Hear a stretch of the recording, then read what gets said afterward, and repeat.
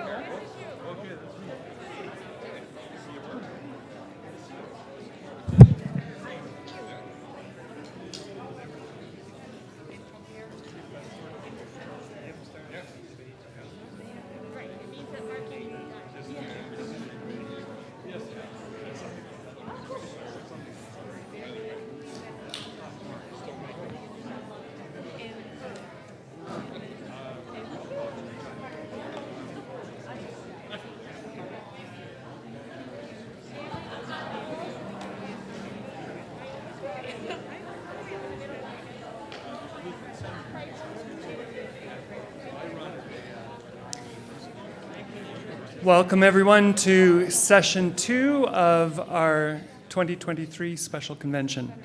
I'm going to call on our chaplain, Deacon Faith Nosbagen, to lead us in prayer. Faith?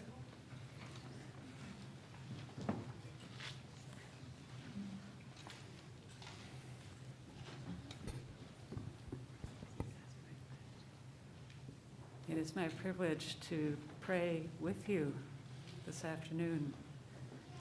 And I've been aware since we came together last night that conventions are noisy affairs. There's lots of joyful noise of conversation and laughter. And there's a lot of talk, a lot of paying attention to the business. I would like our prayer times to begin with some silence. And so I invite you to close your eyes if that is the way you feel comfortable praying. And just remind ourselves that we are in the presence of God.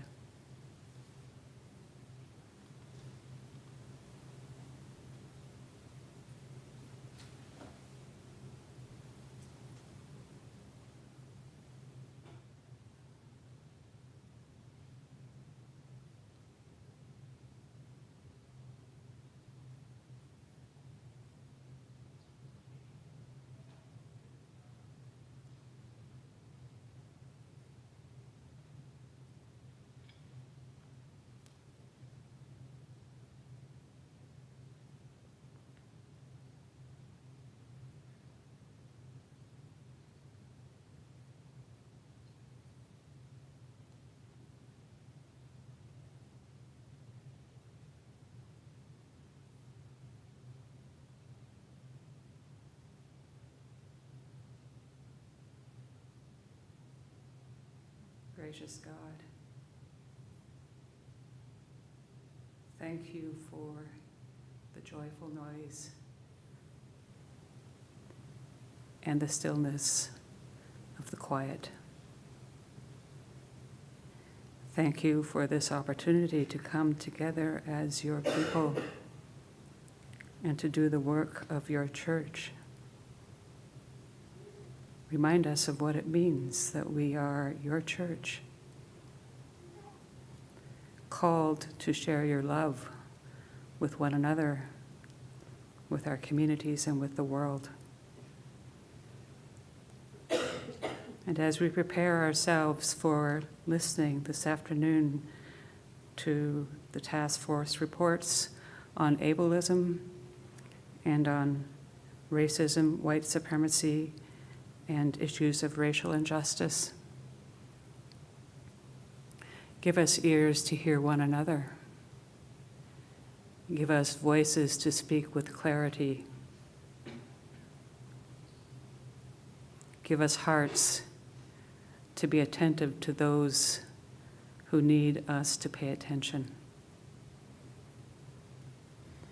All ground is holy ground.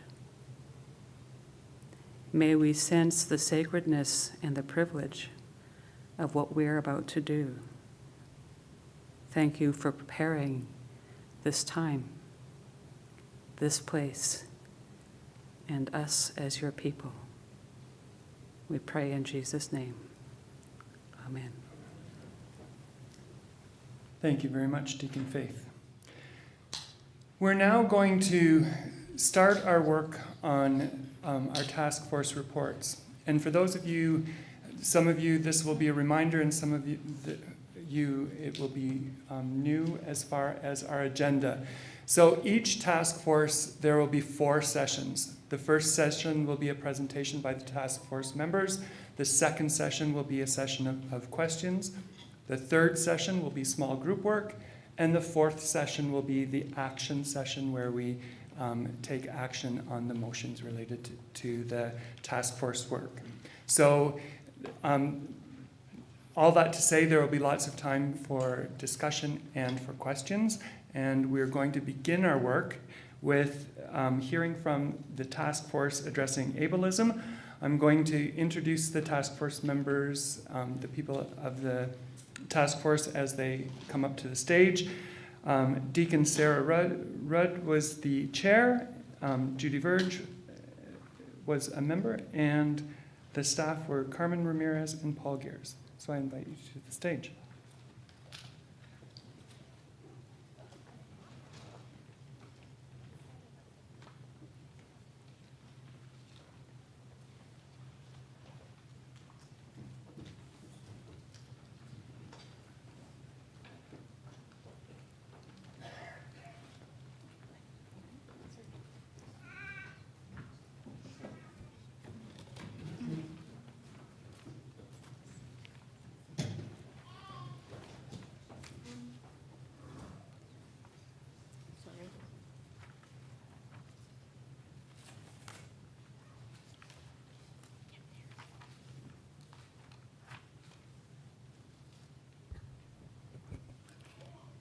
Ableism refers to bias, prejudice, and discrimination against people with disabilities.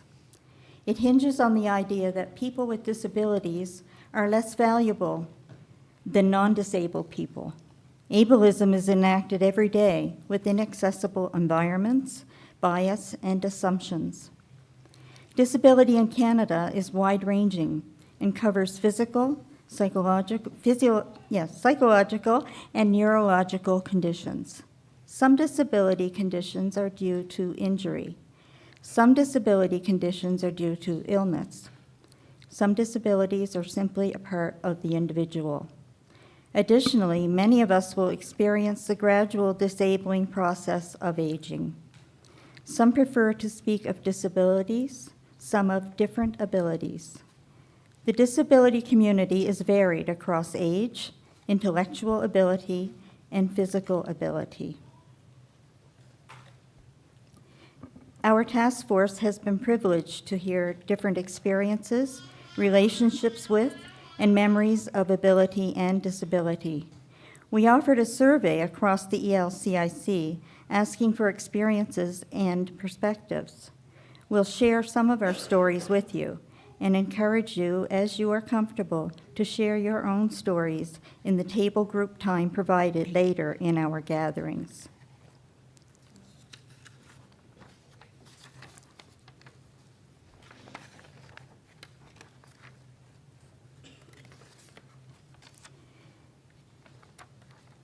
My church does a number of things to address ableism.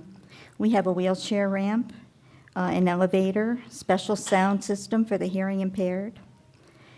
But it works in other ways that aren't really visible, and which affect me personally, and I suspect others as well. Because of declining physical abilities, I thought sadly that my days of making music were over, and for a period of time they were. And then a bell choir was formed in our church. and I reluctantly agreed to give it a try. It proved to be one of the best decisions of my life in more ways than one. I can only handle the smallest bells, but somebody has to play them, right? Not many even know my limitations because I don't share, and I don't have to. For the most part, I have become very good at hiding them and learned for the most part to accept them. For all outward appearances, I'm just like everyone else, and this makes me happy. I feel useful again, contributing to worship in a meaningful and beautiful way. So every Thursday night from May to September for years now, I look forward to a fun evening of music and laughter with my bell-ringing friends. Fast forward to 2019. My husband of 45 years passed away, and COVID struck. Like many others, I rarely left the house for years, and I still don't. Then COVID restrictions relaxed a bit. Church services began, and our mass bell choir got back together. Again, it saved me. It forced me to leave my safe and solitary environment, to live again. Once again, I was in the company of others, and it made me happy. I seriously didn't think it was possible to be happy or laugh again. This task force to address ableism is important to me because I would like to ensure that we address not only ableism for problems that we can see, but those we cannot. Sadness and depression aren't always easily identifiable. When asked where I felt this task force would be in 10 years, ideally, I would have to say my hope for the future is that we won't need this task force because ableism will become a non-issue, with everybody having the opportunity to work, play, and worship together, with any challenges being met head-on and all obstacles overcome.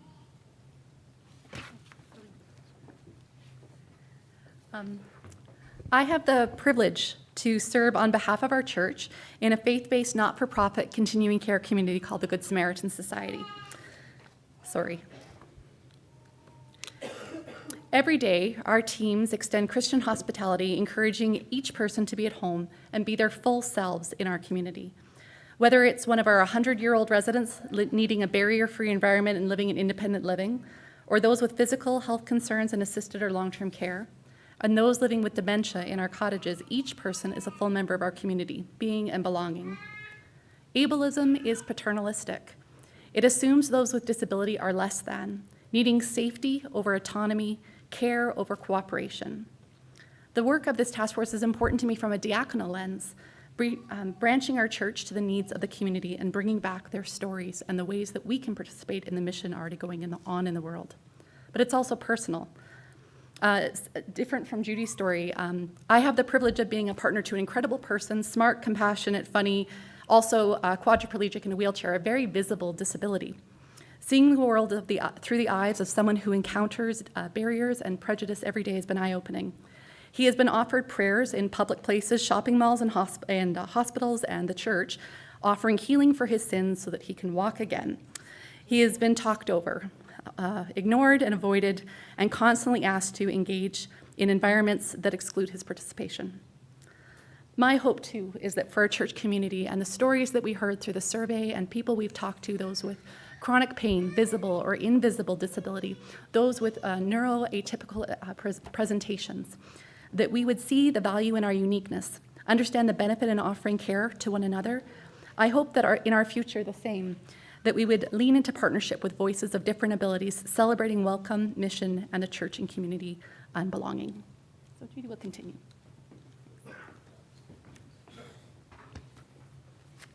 Our discovery as the task force is that our experiences in the church have been supported, but that makes sense. We're the people who are still here. Many with a disability who have been excluded simply use their limited energy to open other doorways.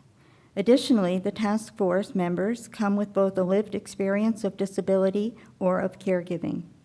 This direction came from engagement the national office had with individuals with lived experience of disability, naming that this community is diverse enough to have space for many voices at the table. As one individual put it, there are enough roadblocks for the disabled. We'll welcome to the table anyone who has good ideas and the desire to help. With respect to naming giftedness in the disability community, the Task Force on Ableism highlights the giftedness often overlooked in the disability community. Being a church that sees all people as made in the image of God, we can proclaim that disability does not mean an individual needs to be fixed. Each person is on their own journey, and our relationship with that person is guided by their own narrative and identity. With respect to naming equity for all, churches have universally seen themselves as places of refuge for those with disability. Practicing the call to support those in need, hospitals and nursing ministries dates back to the origins of our denomination and beyond. This ministry has defined Christians' identity as those who support those in need. However, caregiving does not on its own equate to anti-ableism. We see an opportunity in the beginning of this working group for our community to become advocates rather than caregivers for those living with disability or different abilities. Echoing work begun in the World Council of Churches' The Gift of Being statement from 2016, this task force hopes to celebrate the abilities of each person and invite individuals to express their needs and giftedness.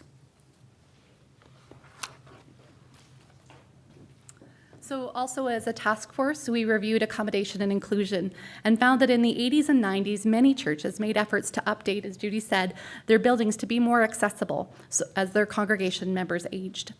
Physical modifications such as ramps, elevators, and wheelchair-accessible washrooms were implemented to meet practical needs of members and to extend that warm welcome to those in the community who may come.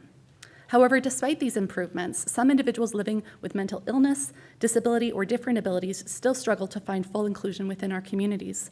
For instance, individuals with dementia may find it challenging to fully engage with the formality and length of our services, but still value the rituals and rhythms worship provides. Those with developmental disabilities may require ongoing support to even attend service. Or ministry candidates may be welcomed by congregation regardless of ability. However, church buildings may not allow for accommodation beyond the public and worship spaces. To address these issues, it would be beneficial, we believe, for the ELCIC to consider accessibility audit tools already available in various denominations, particularly those shaped by legislation in the United States because of their National Americans with Disability Act. By implementing such tools, we can ensure that our ELC communities are equipped to provide inclusive environments for all. But disability and ableism are not just physical environment issues, they involve social connections. Disability encompasses a broad and diverse community, making it impossible for any single church to meet every individual's specific needs. However, it is our call to be a church community that welcomes individuals and actively seeks to support the needs of those it encounters. Having just lived through the COVID-19 pandemic, many of us have now got a glimpse into what was a mass disabling event and how the need to safeguard health and well-being can come at the cost of social engagement and access to resource for those in the disability community. Indeed, a challenge of ableism is that many people with disability face economic disenfranchisement and barriers to relational and social opportunities. Given this, isolation is a profound challenge for many people living with disability. Our church has an opportunity now to be a place where all are welcome. And if we adopt the social model of disability, we can begin to look for opportunity to bridge our environments with individual needs. We as a church have an opportunity to create environments welcoming all by asking those individuals who come to us how we can help, and then providing opportunities for each person to be their full self as a child of God. When each of us is able to share our stories, naming our need for supports, we make space for relationships and connections to deepen, being servants to one another. Viewed from this lens, disability opens the door on communication and relationship. Inclusion helps all of us step into the conversation. Finally, our hopes for future opportunities of inclusion and anti-ableism in our church include the need for recognizing future study guides for parishes to break down myths and biases around disability. By creating space and offering resources, we believe the ELCIC can be a community hub sharing our needs, concerns, and abilities with one another. Additionally, we believe inclusion toolkits may be helpful for congregations in considering how to broaden voices and make space in many areas of the church for people with lived experience of disability or different abilities. We see great promise in the new role for Carmen, Assistant to the Bishop, Equity, Diversity, and Inclusion, our full ELCIC staff and supports, and our new ELCIC webpage, Diversity and Inclusion, which we encourage each of you to visit. As you consider how our community addresses ableism, we invite you to submit questions. You received an email this morning reminding you how to do this on the online platform. Please do consider your questions. This will be your chance to ask specific questions about our report, which we'll have time to review and provide answers on after the break. We are grateful for the previous convention's motion that brought this and the other inclusion task force into being, and we see potential for much discussion and support ahead and look forward to all members participating in our community. We are also very grateful to our task force team members, the late Reverend Mark, Kate, and Birgit participating on the virtual platform. Thank you.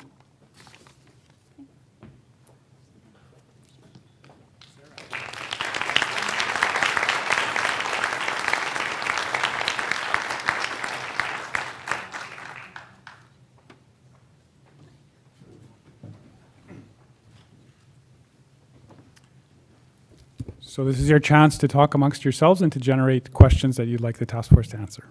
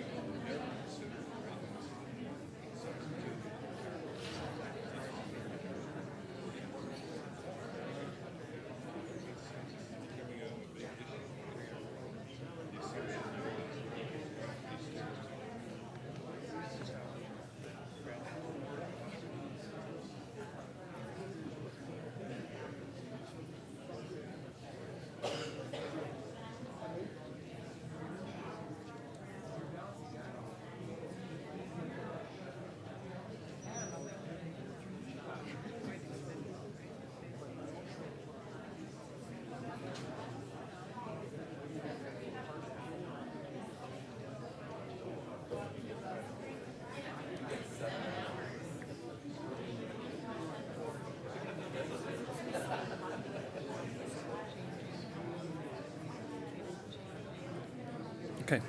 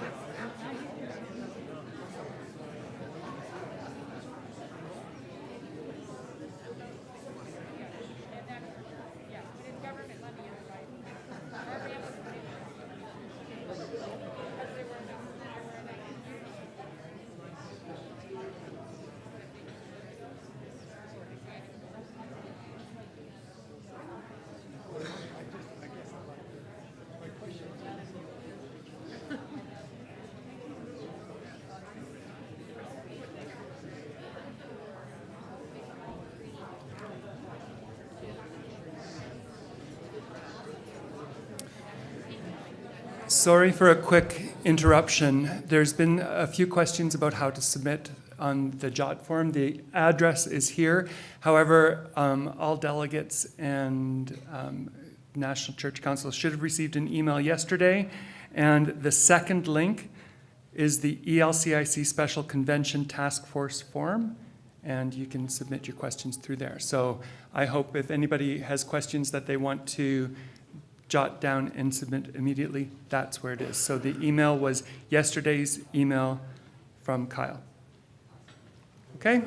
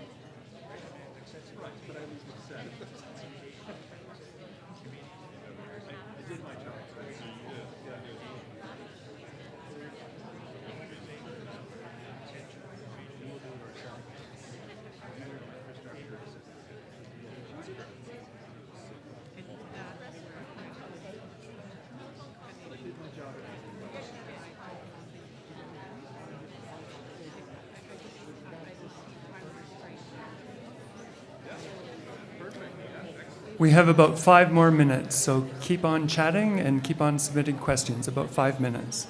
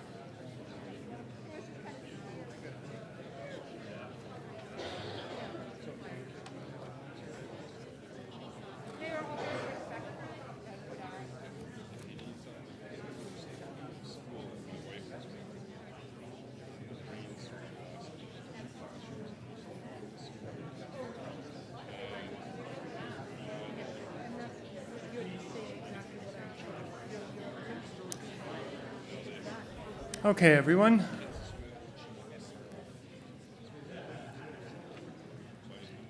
Thank you very much for your participation, and sounds like there was lots of chatter and lots of good thinking going on. Thank you very much to the Task Force on Ableism for your work and for your presentation. We really appreciate all that you've done for us and for our church.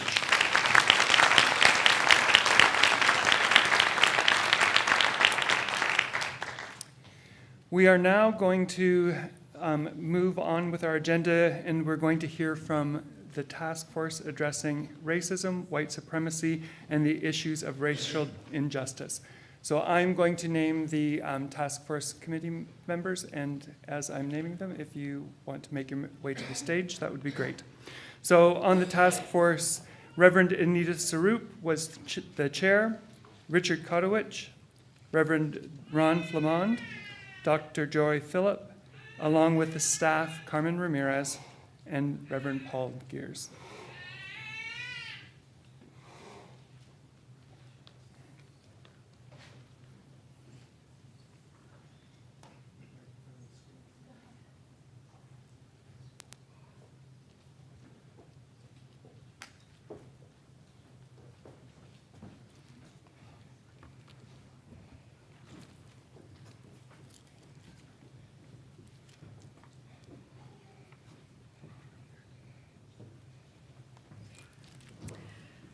Good afternoon.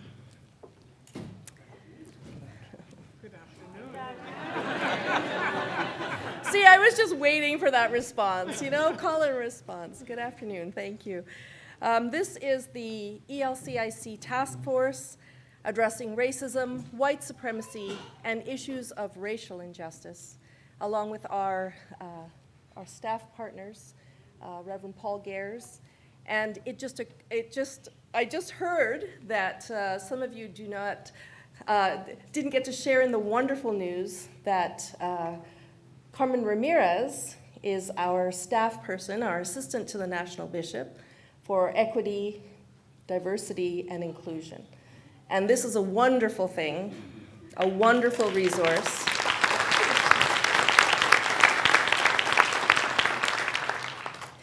So I am Anita Davy Sarup. I am the pastor at Spirit of Life Lutheran Church on the unceded territory of the Coast Salish people, the Musqueam, the Squamish, and the Tsleil-Waututh nations. I have been a baptized member of the Evangelical Lutheran Church in Canada since I was 29 years old in 1999. I was baptized as an adult. My pronouns are she and her.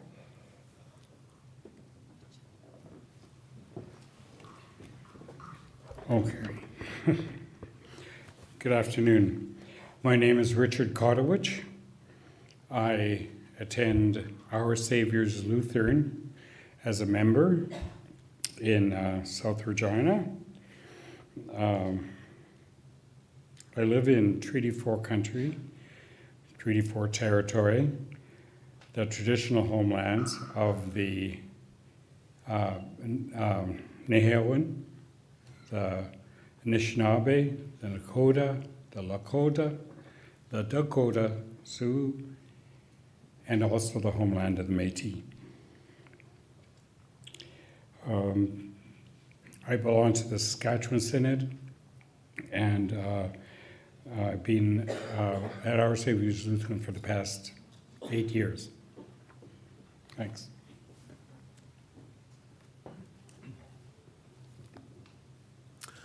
Hi, my name is Ron Flamond, and as I mentioned last night when I had an opportunity to introduce myself, that I said I was the interim pastor at St. Matthew's Lutheran Church in Thorsby. I have my congregational membership is at Hosanna Lutheran Church in Edmonton, and I was a part of the Constituting Convention for the ELCIC back in 1986. So that's how long my affiliation goes back with the Synod. My pronouns are he and his, and I live on Treaty 6 territory.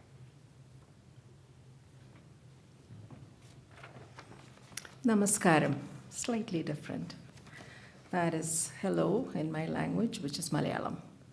I am Joy Philip, officially Mary Philip, Mount Zion Lutheran Church, Eastern Synod.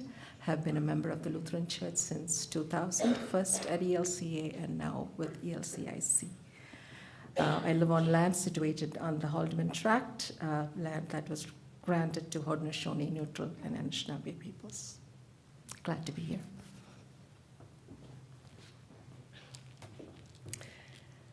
So a text without context is a pretext. We, the task force addressing racism, white supremacy, and racial justice issues, are about to present a very important text. A text that we hope will be significant for our church in living out its calling, and especially in what it means to be church. But as was said before, we do not want this to be a pretext. So let us give you the context. One of the founding tenets of Lutheranism is the freedom of a Christian, freedom of a human being created in the image of God. Luther formulated the freedom of a Christian as the Christian is perfectly free, subject to none. The Christian is perfectly bound, subject to all. Perfectly free and perfectly bound. What does this really mean? The paradox in these theses has a way to become the symbol of Lutheran ethics and theology. It is a claim for unbounded freedom and radical commitment to the neighbor and to all creation.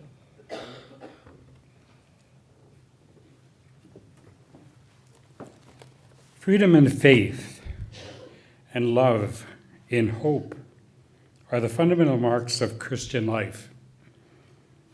It is freedom through faith in Christ to serve the neighbor.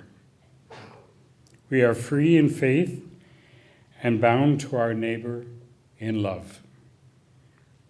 But sadly, we are quite choosy about our neighbors, aren't we? God, in God's infinite wisdom, and the gene pool, in its immense diversity, gave rise to quite a few of us, varied in size, shape, color, orientations, and ethnicities and abilities, you name it. We are diverse. There's nothing wrong with that. We are all beautiful. The ugliness or segregational differences, for that, we are responsible.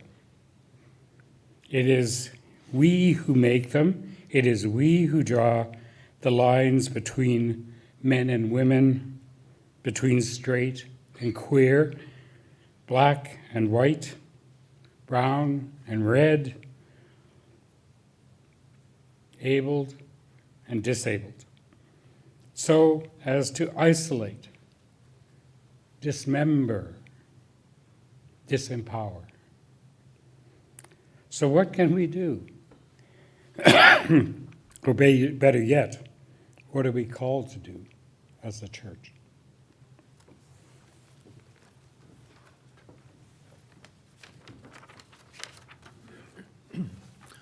We, the task force addressing racism, white supremacy, and racial justice issues, say ad fontes, which simply means go to the source. So our first and foremost source is Jesus the Christ, in whom we live, move, and have our being, who said, I have come that all may have life, and life in full. So pay attention. All may have life, not a select few, and not a little life or half life, but in full, in abundance. Let us go to the other source, to what is at the core of Lutheranism, we are perfectly free, subject to none, and we are perfectly bound, subject to all.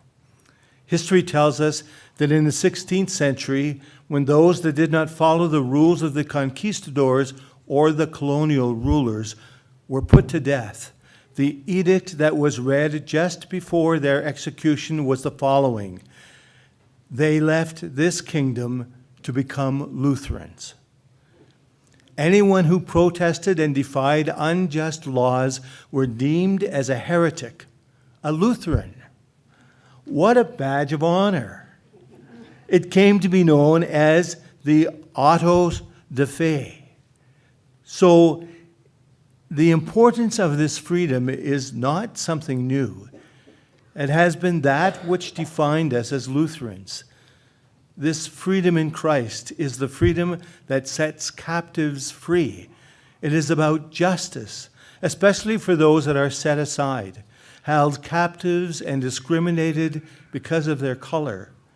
Luther said, to know Christ is to know a new justice, the kind of justice that has a place and voice for Black, Indigenous, person of color peoples, and communities.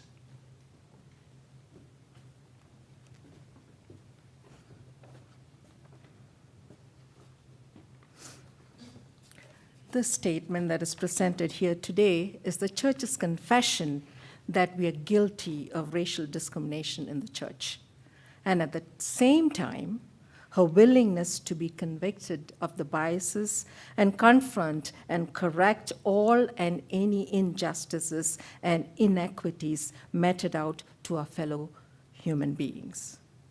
The statement is simultaneously the Church's protest and condemnation of the unjust practice of racial discrimination, of denying the other the freedom that is their birthright because of their color, and the Church's promise and commitment to live out the freedom by being subject to our neighbor in service and love. This freedom in faith, the freedom of a Christian, of a human being, created in the image of God, is the context that undergirds this statement on racism, white supremacy, and racial injustice issues. So now you have the pretext and the context. You have the reports in your bulletin of reports. And now you have some time to do the same thing, to generate some conversation at your table about the report that you've already read, or maybe you want to pull it up and have it in front of you again. Generate some conversation, but more importantly, ask some questions. Does everybody know how to access the jot form now?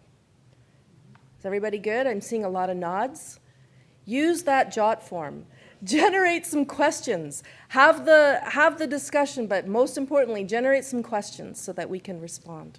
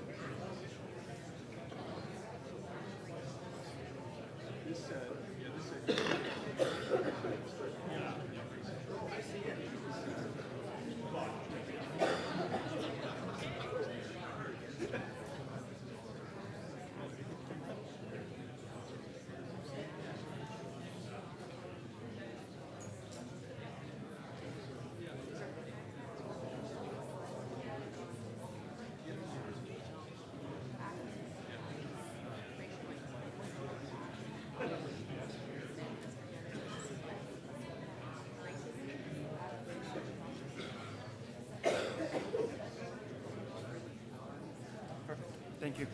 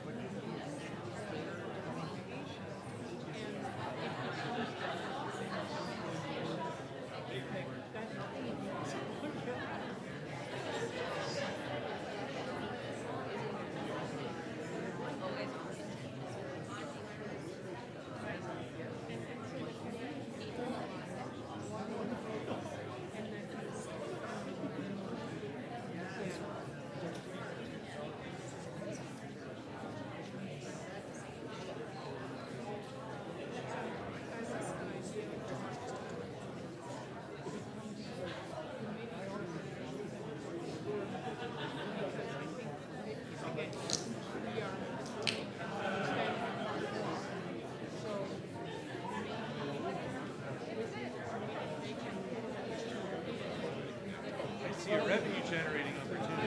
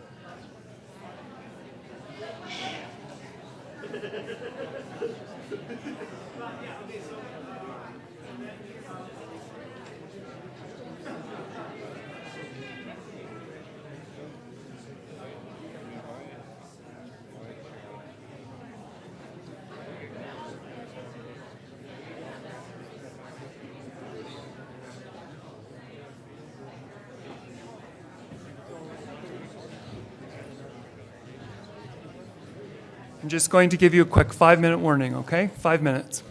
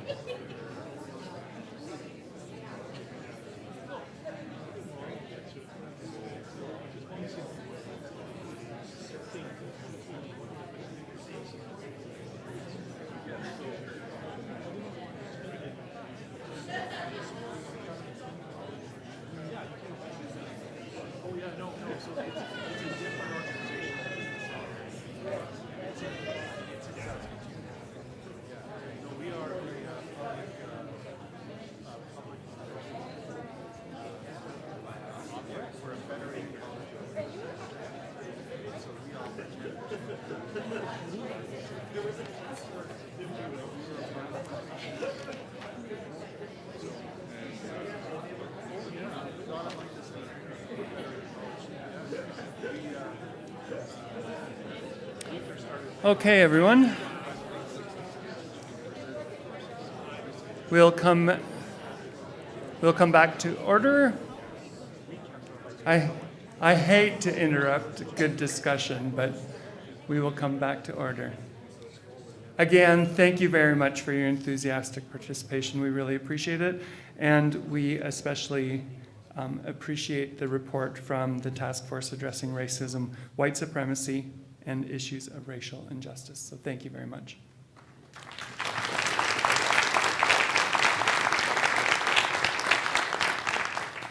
A few little housekeeping things before we go into our break this afternoon. The first thing, after break, we will be hearing the report from Reference and Council. This will be their first report. If you go into your bulletin report of reports, there is now a folder called Documents for Distribution During Convention. And inside of that document, there is a folder with the first report of Reference and Council. So everyone should be able to access that. Bulletin of Reports, a folder, Document for Distribution, and then the first report of Reference and Council. And that's what we'll be dealing with immediately following the break. Thank you to our refreshment and break sponsor, Vancouver School of Theology. So for this afternoon, yes, thank you. So today the break will be just outside the doors of the ballroom. But also during our break, we invite you to go downstairs and enjoy some of the exhibits that are held outside of the McEwen Hall, where our joint sessions are. We are running just a couple minutes early, so I believe the coffee is already out there. There may be a couple seconds wait for some of the other things, but just be patient. And then we resume, we come back at 3:45. Okay? No. Is my schedule wrong? Let's come back at 3:30. Does that work?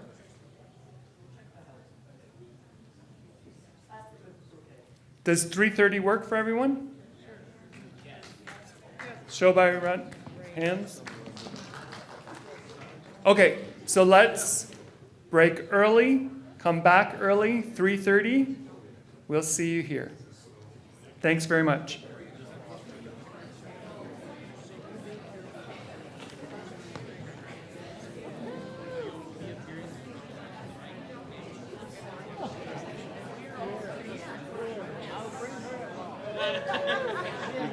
Let me just check. I may have missed it.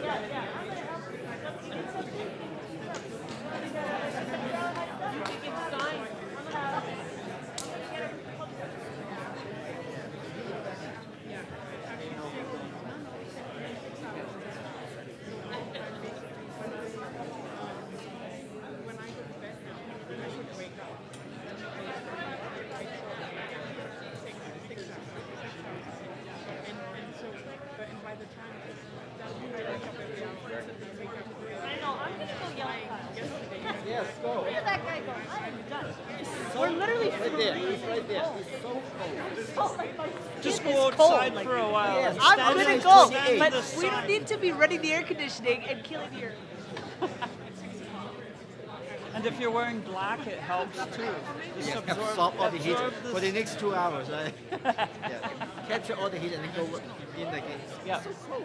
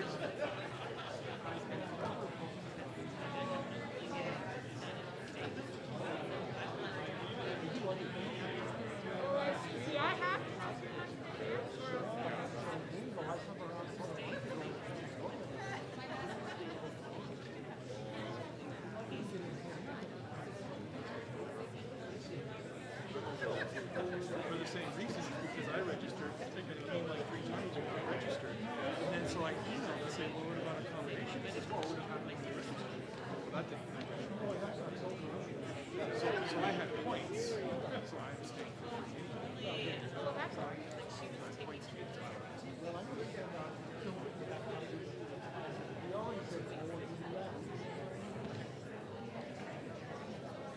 Where are you at?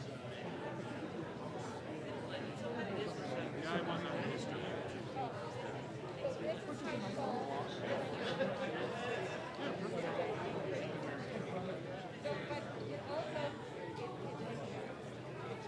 We're coming back here. I believe so, yeah.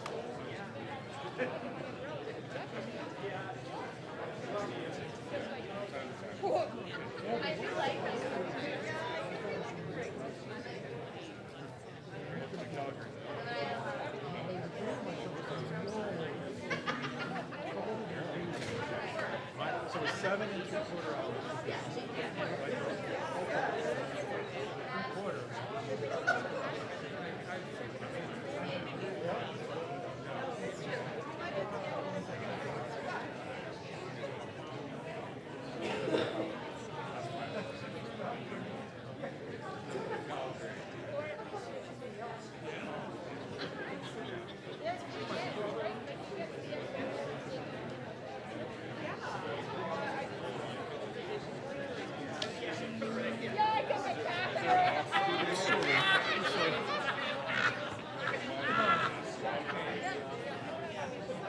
Find my people.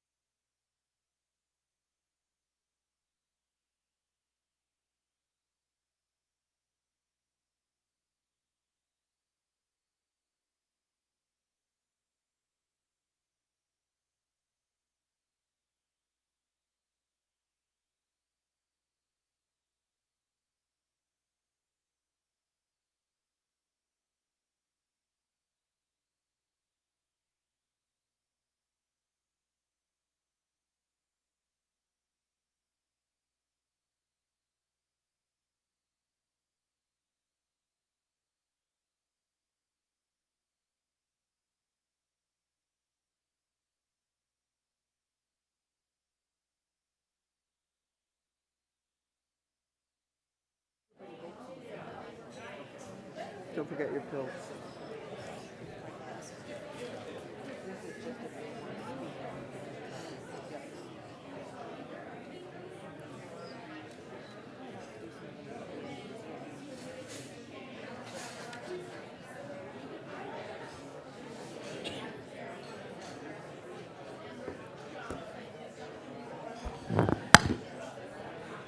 If you want to start making your way back to your seat, we'll begin in about a minute.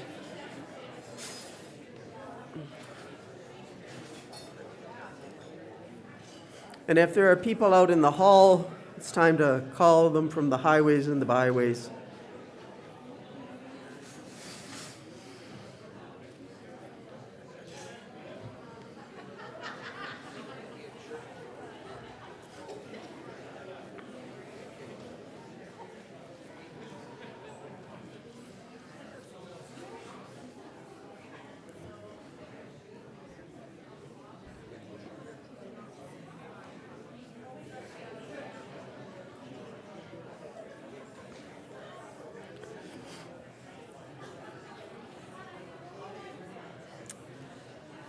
Okie dokie, let's rock and roll.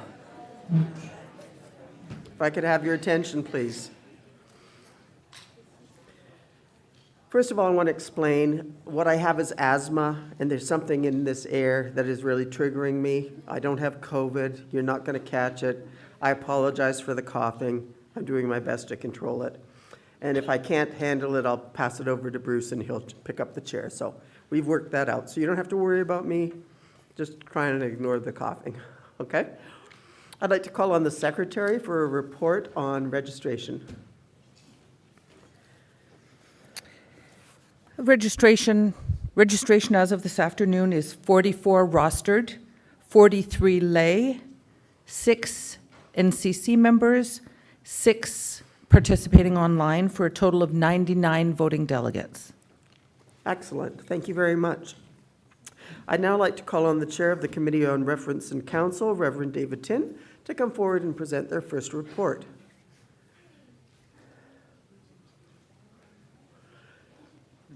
And it seems to be ably accompanied by Emily. That's great.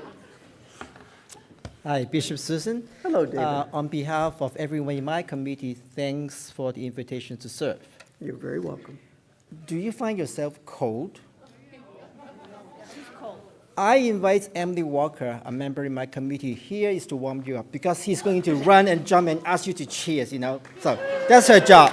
See, she got the effects. And we need the energy in the pulpit, right? Yes. Okay, back to business.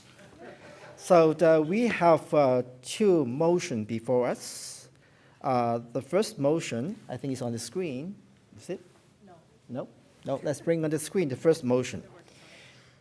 Is about 2SLGBTQIA+ apology. Do we Can we get that motion on the screen, please?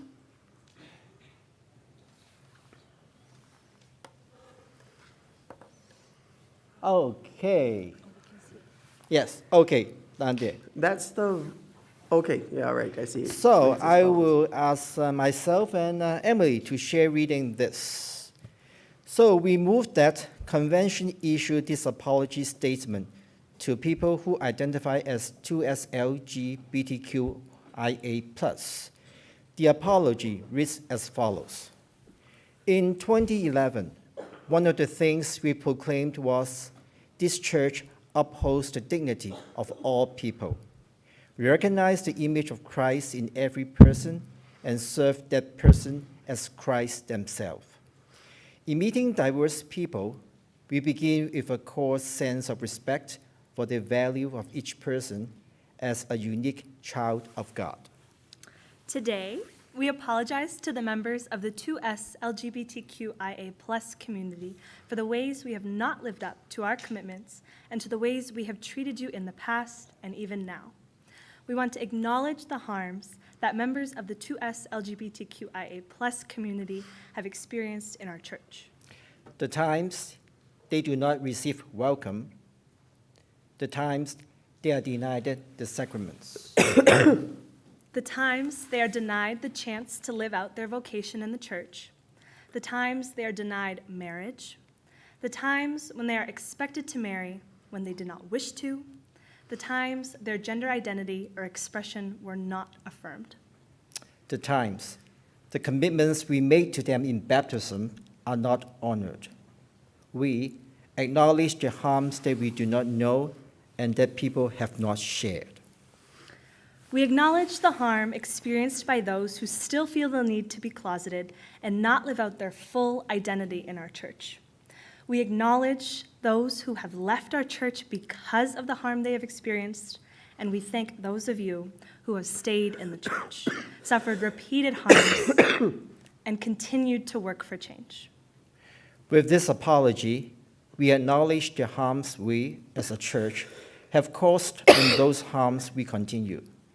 We have work to do, and we cling to hope that the entire church will learn from the past and work towards a future where all generations will feel acceptance, affirmation, and celebration for their gifts they bring our church as valued children of God.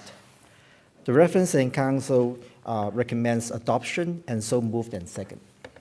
Thank you very much. So the motion is moved and adopted. The microphones have been labeled in favor on this side and opposed on opposed on this side. So if you wish to speak to the motion, please come forward to a microphone now.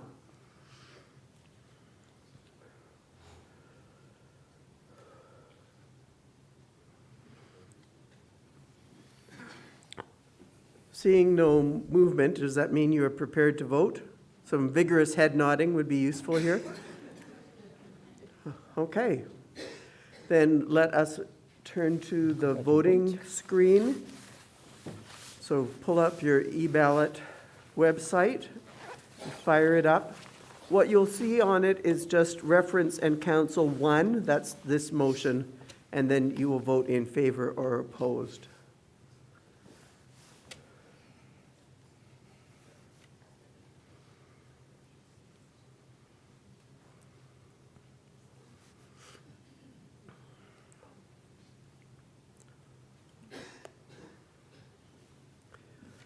So as you're ready, please vote.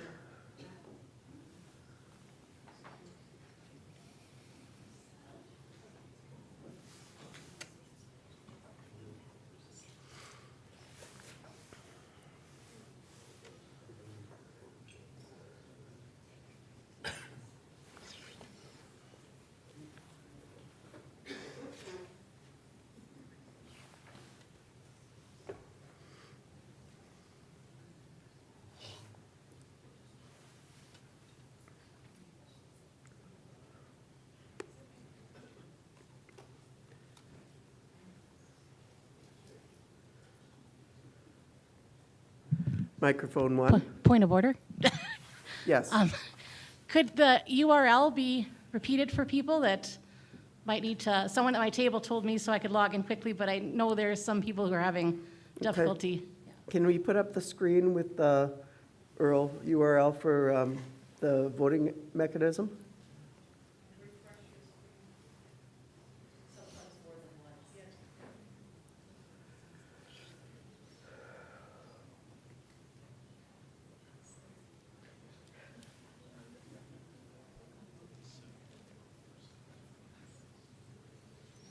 That's kind of hard to see.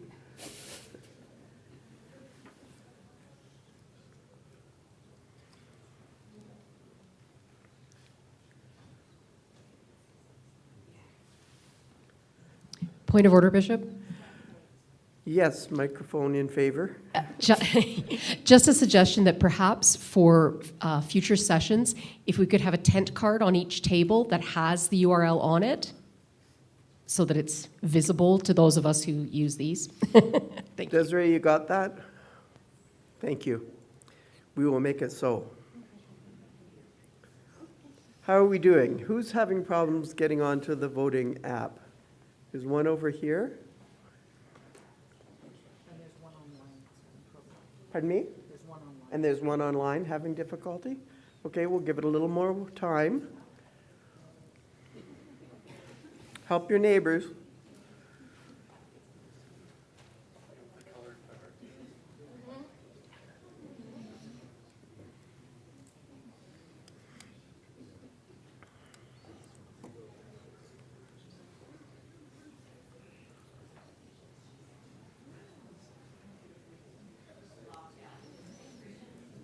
Oh, okay.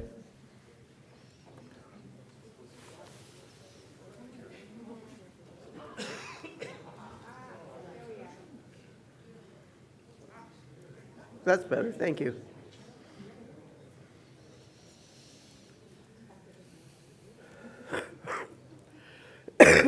How are we doing with the person on screen?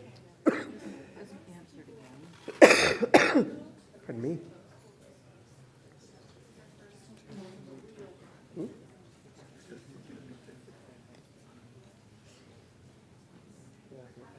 We'll give it a minute.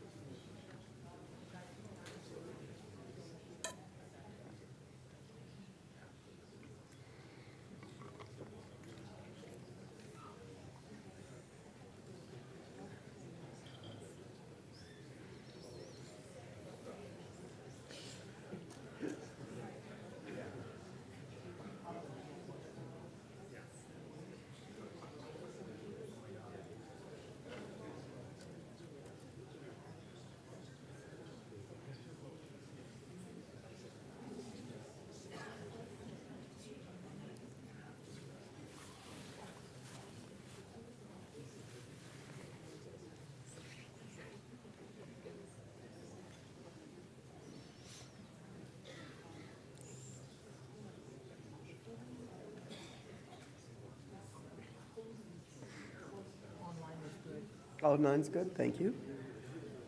How are we doing over at table 12? 10 seconds, whoa, okay.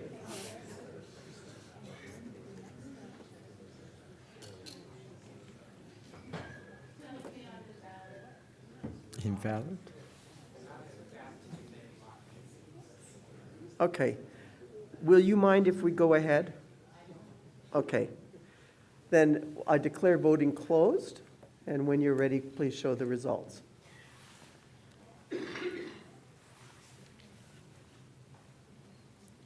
Remember, we don't clap.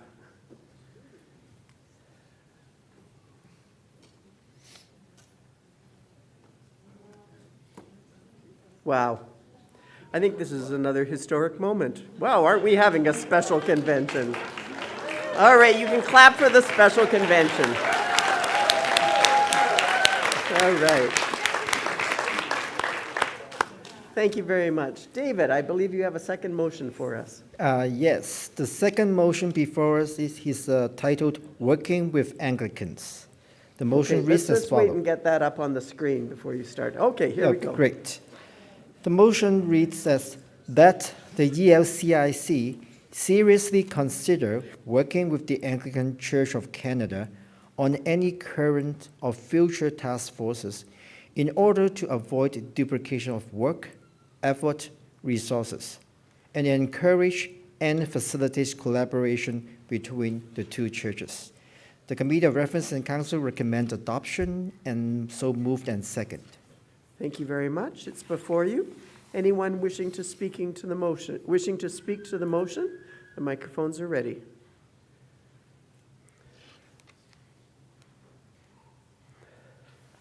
This is not against, I'm just curious why the word seriously is put in. Doug Rosman, lay, Nanaimo. Should I address that? Yes, please. Okay.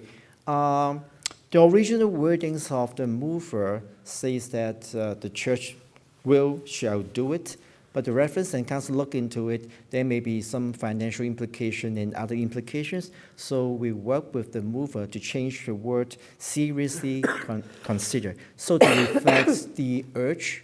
So I know we said that the church do things very seriously in everything, all matters, of course, right?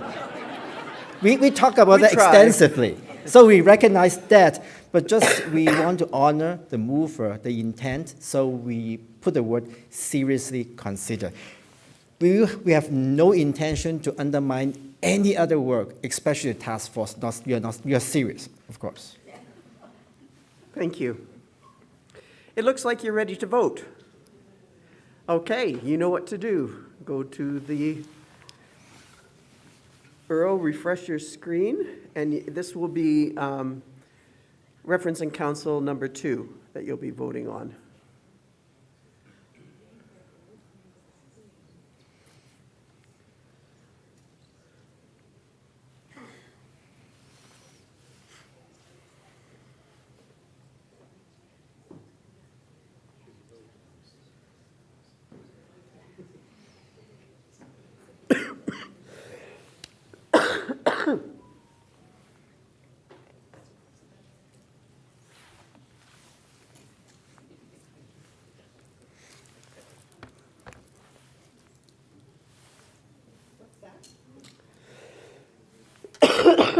Microphone. So at my table, we left our app open, and when we went to refresh, it has told us we have to wait 3 minutes and log back in. So this table's not voting for 3 minutes. All right, we'll wait for 3 minutes.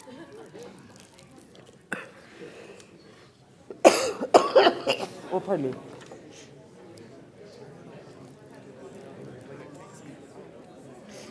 Yeah.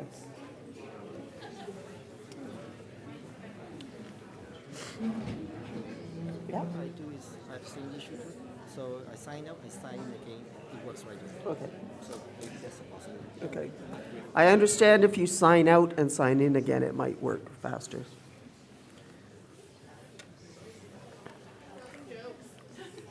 No?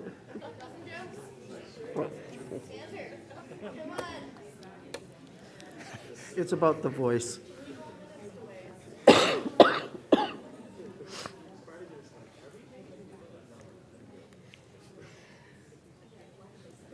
Mark the time for 3 minutes.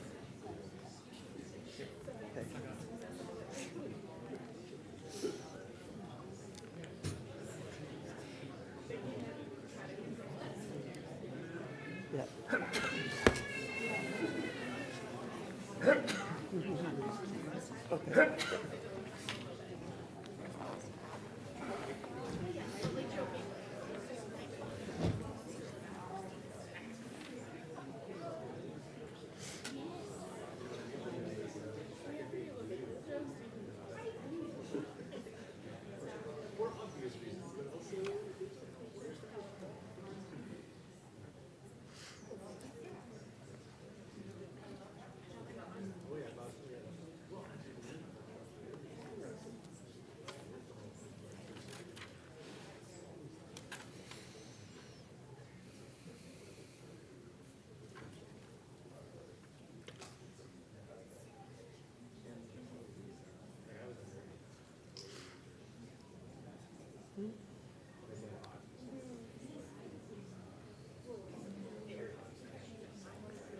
How are we doing?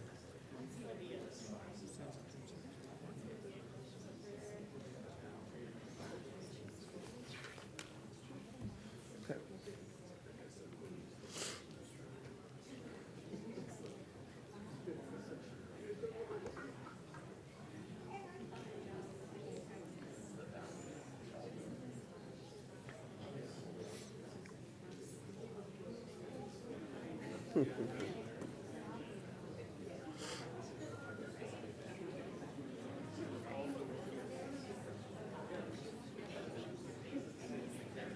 Okay, I'm just going to check in and see whether we're done. Anyone having problems voting still? No, you're not a dud. You're a beautiful child of God, much loved.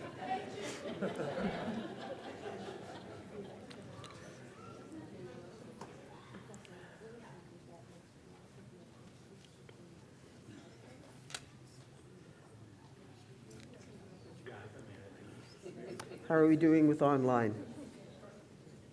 They're good to go? Excellent. Are you sure? You're very generous. Thank you. Okay, I'm going to declare voting closed, and we'll ask for the results when they're ready.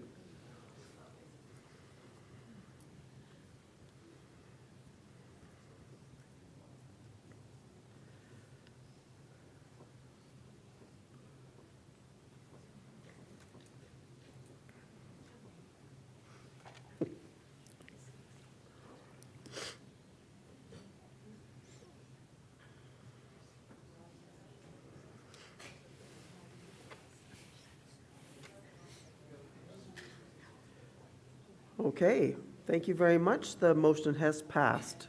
And thank you very much to the Committee of Reference and Council for your report. We look forward to seeing you again on Saturday, I believe.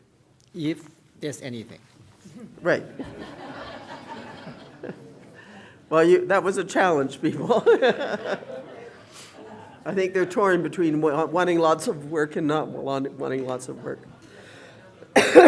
So we're about to move into, as the vice chair has already explained, and I'm about to turn the chair over to him, we're about to move into the second section of 2 of the task force reports, where they're going to answer the questions that you submitted online. Just to explain, the reason that we chose to do it online is that gives them a chance to both filter questions in case there's inappropriate wording or anything that might trigger people. So it's out of pastoral care for our committee members that we're doing it this way. So unfortunately, there isn't going to be interaction at this point, but I hope you understand that, and they will do their best to address your questions. So with that said, I'm going to turn this over to Bruce, and we'll invite the members of the first task force up. Oops.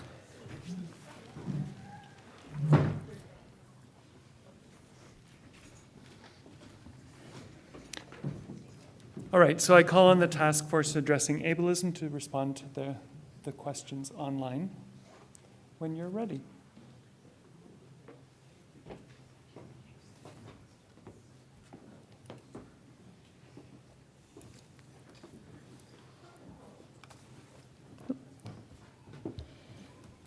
We received 24 questions or comments, and we're lumping them all together to try to share our thoughts on your reflections. We hope you hear your answers we hope you hear the answers to the questions as we resonate them for you.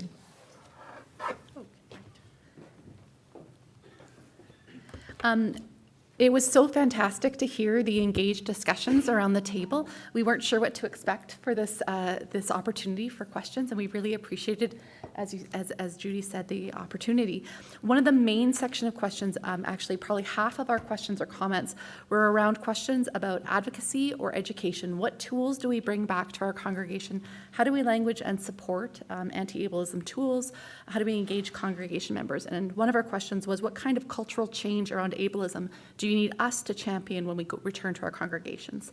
So we had a good bit of discussion around this. I want to first again thank the national staff who supported the task force, Carmen and Paul and Gretchen and all others who were engaged with that. So thank you. We want to celebrate the conversation beginning. So whether it begins here at your table, this is a long-standing conversation in your congregation or community, or this begins when you go back, celebrating the opportunity to talk about how we can support one another is a great place to begin. One of the wonderful things we can offer is that Carmen will be creating a presentation, a workshop on ableism, targeted for early 2024. You will also be able to access resources on the national website, and specifically the link around equity, diversity, and inclusion.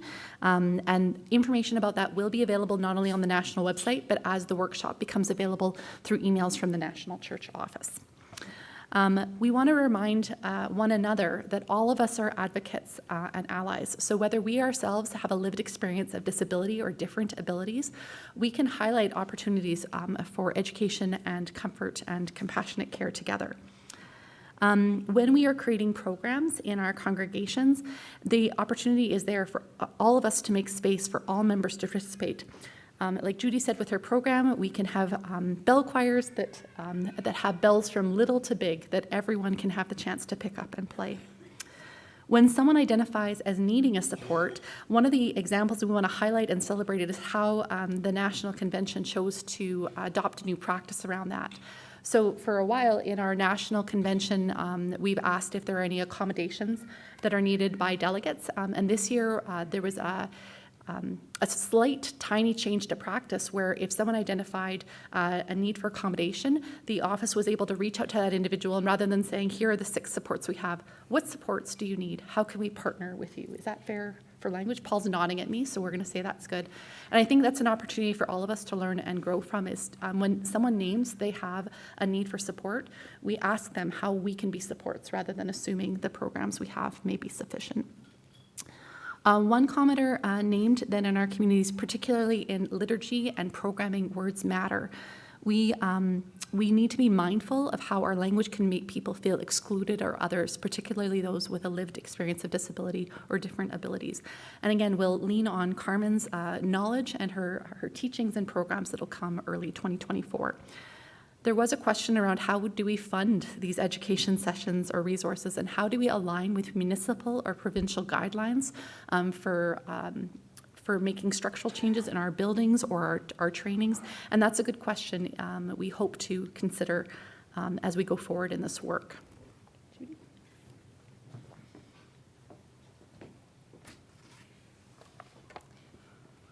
These are some questions. How would we tackle invisible disabilities on a level that is more than training and recognizing disability? What actions could and should be taken beyond the recommendations? What is next? Wondering how to see and answer the needs of a person living with depression. And how do we encourage our congregations to be more welcoming to more people of different abilities without first having to have folks come forward and share their personal things that limit their participation?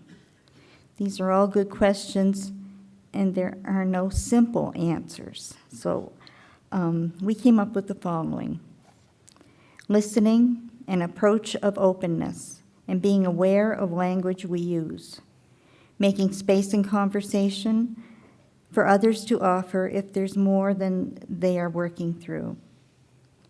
Normalize and share around awareness of others with disability, depression, and needs of support. Be aware we can't always know the needs of others or solve or fix, but we can encourage one another to be mindful of the needs of others. My bell choir is an example of that. They are mindful of the needs of others. They're including and making everybody welcome. My congregation is very good at that. And I think we should encourage one another to be that way, to start with you, and others will follow suit. Thank you. One of the other sections that was, the areas that was highlighted in some of the questions was about the opportunity with anti-ableism conversations to celebrate the image of God that is present in disability and different abilities. And in fact, again, Carmen was a great resource to draw on.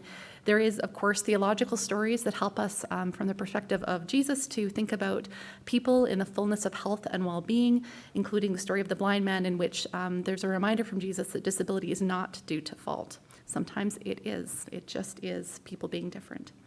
There are some theologians in modern scholarship that see Jesus as a person who himself experienced and lived with disability, suffering, and in that we can see our own experience of self and Christ, those with disability or different abilities. There are also some theologians and scholars that are now naming different abilities within the parables and the stories from the apostles and the persons of the apostles themselves. So as we continue to think as a church and theologians about the otherness that we see in one another and the Christ that we see in one another, there is opportunities to love and transform our community in this way. We did hear a comment about, as we talk about disability, maybe sometimes it all feels like loss and sorrow and sadness, and the disability community would be quick to remind us that there is joy in our stories and the opportunity for participation and in a community that comes together to support and rally around one another. We do want to remind you that it is your opportunity to be advocates in this, whether if you have an interest, if the motion tomorrow encourages the task force continuation to offer your skills and voice to the conversation of the task force, the tools and resources that will be developed for the congregations and in your own community, how you can continue this work. The last set of questions we wanted to talk about as a group were the opportunities that were sort of referenced by the second motion that Reference and Council brought forward.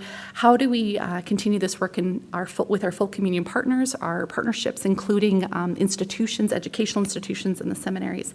And of course, what we want to do is, again, turn our thanks to National Church staff who is continuing this work. The joint staff for Lutheran and Anglicans are hearing the same conversations and looking for chances to continue dialoguing about the work of inclusion together and have upcoming meetings meetings where this will be something they consider.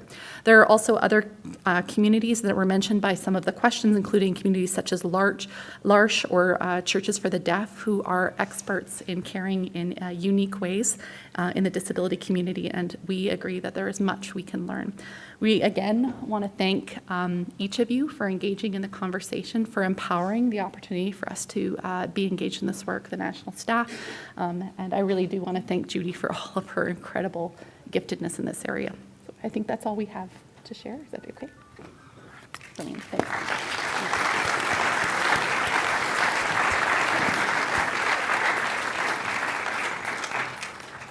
So thank you again to the task force for your work. That was a very quick turnaround, and we appreciate you addressing the questions, and we thank you, the delegates, for submitting those questions.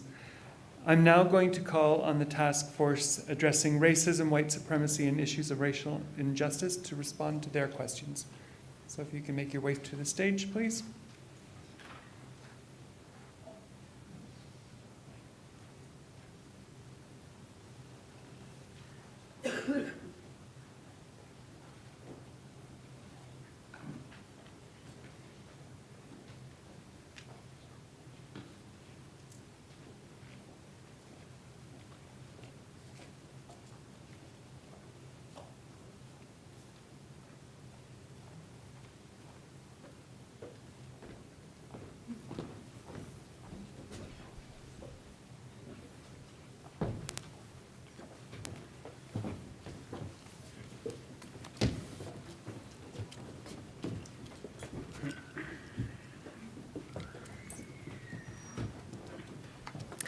So first of all, we just want to congratulate you all on your question asking. I think that this was obviously a lot of fun because you generated so many questions and really good questions.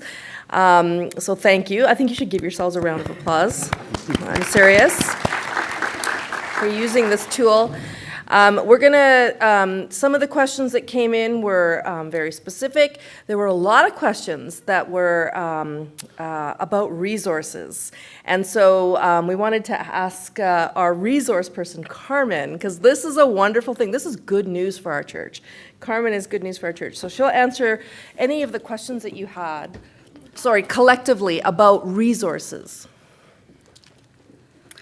Thank you, Pastor Anita, for volunteering me at my very first convention to speak.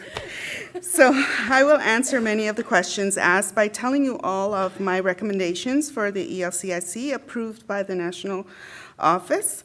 There will be 4 racial justice workshops, which were adopted by the UCC. Number 1, awareness. Number 2, knowledge.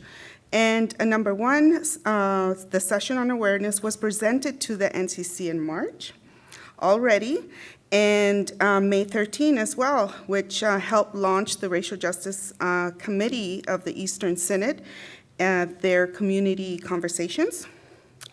Session 2 will be presented to the NCC in September, and then will be available to all of you after that.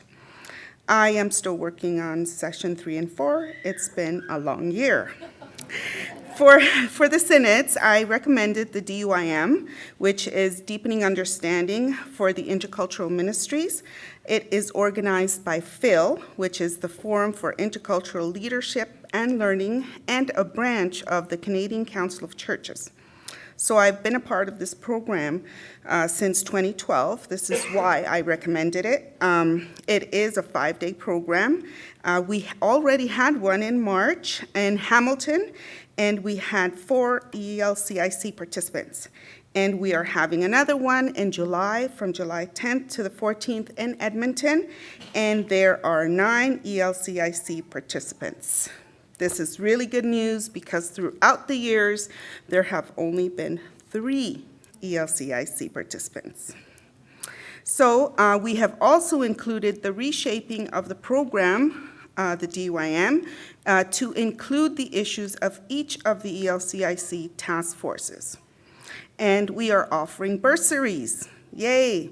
And one of these topics in the program is the joy of unlearning and relearning.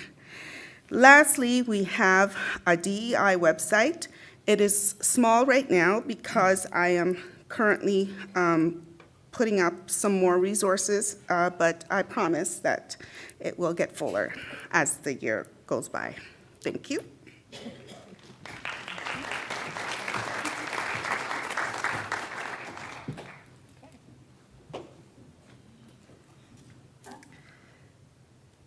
I am trying to respond to the question about decolonization. Needless to say, I was a little surprised. So the question was, what is decolonization? So in order to say that, I guess I should say, what is colonization? Colonization, as you know, is a historical and ongoing form of conquest or domination of certain groups of people who are subordinated and subjugated and put in service of another group of people. I guess I don't have to say anymore. We have examples of that in our context.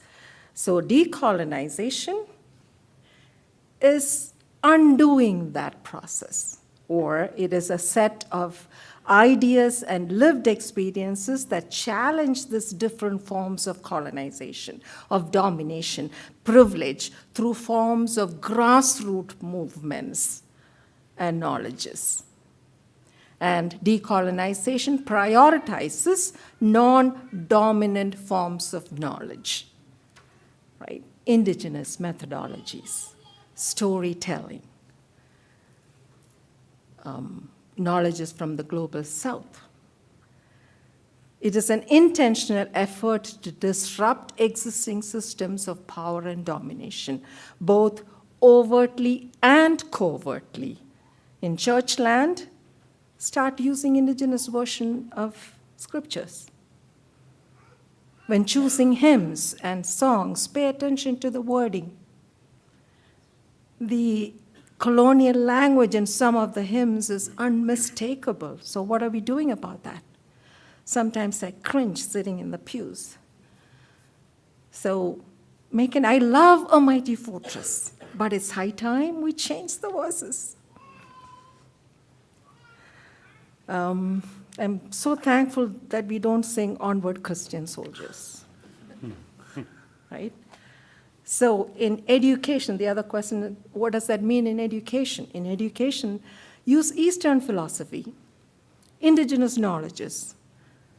I'm not saying don't read Hegel or Heidegger when you're doing your PhD, but read other philosophies too. Read Gloria Anzaldúa. Have you heard of her? Trinity Minha. Lots of people from the global south. Instead of reading, pardon my bluntness, dead white men. It is looking at who's missing from the table, whose voice and face is missing from our conversations, especially those that have been disenfranchised. So come and listen to the teaching of the task force tomorrow, and you will learn decolonization par excellence. I promise you.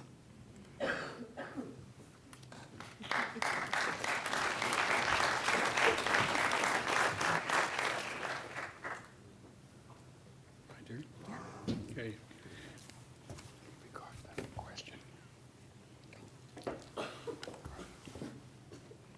So I've been asked to respond to the question on what can congregations do and membership do to address. Let me just answer it here.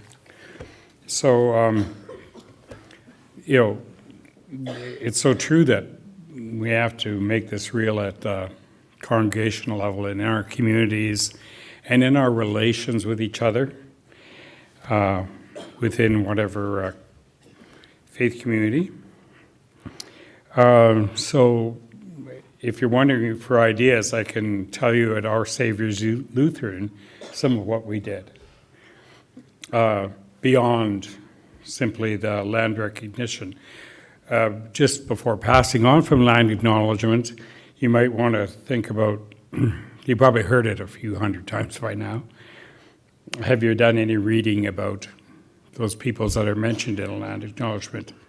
Have you had any chance to reach out, build relationships with people local on any terms whatsoever? Because we do have to push ourselves. We have to try. I would say getting the support of the pastor is pretty important before you launch into a congregational approach to learning and development. Some of what we did in Regina was one of the members, I guess the other thing is I joined the Peace and Justice Committee, and so that sort of spurred it on. So somehow making steps within the structure and order of your community and how to do things, so you have an approach and some help. We did 4 posters on, or 8, I think, 8 different First Nations that sort of are around Regina. And one of our members did up posters of some facts about the size of the community, how many people lived on reserve, how many lived off reserve, trying to cast a light a little bit on their life. Maybe I haven't got time to make an aside, but because I have a criticism about that. The woman that did it wanted to tell just good news stories about First Nations people. Let's say a good news story about this First Nation. Well, you know, if you work with these communities, you know that it's not all good news. So how do you bring the real goods? We also had a tour of First Nations University, that big, beautiful building just off the highway if you pass Regina, on the east side. Has an art gallery. They have a lot of good art from First Nations artists on the prairies. And many people have not even been in the building. So our congregation, some of the members, not as many as I would have liked, but did come out and do the tour and see the art. We attended First Nations Treaty 4 theater piece as a group, as a congregational group. Then after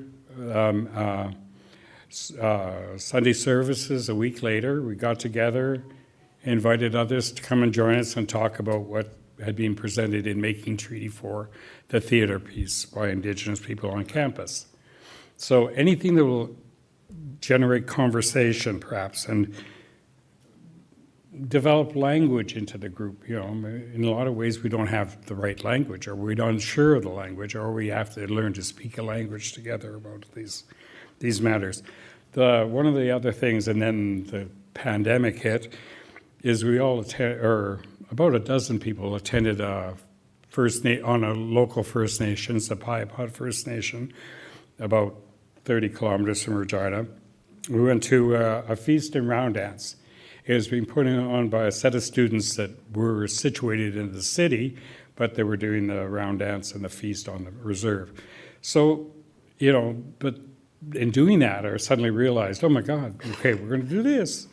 Now, do people know the protocols? You know, do you know what a long dress, and do you know what, you know, where to sit? And there are a lot of little things like that. The thing is, I should probably give over the mic, but don't be afraid to ask, because there are resources there and people have answers for you.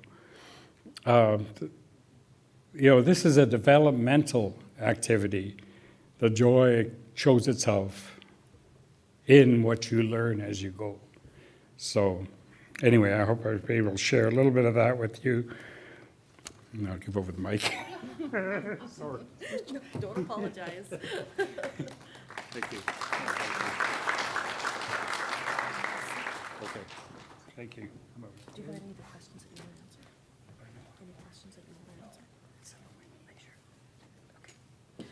So there were quite a few. One of our recommendations, number 4, was that we recommend each synod try something, and we said based on the Eastern Synod model. Now, a show of hands, who knows what that means? Impressive. Now, you know what? If you Googled Eastern Synod of the Evangelical Lutheran Church in Canada, Racial Justice Committee, do it. You will find a beautiful page, a beautiful web page. They've done a lot of work, and let me tell you, I don't think they came out of the box that way. I think they had a starting point.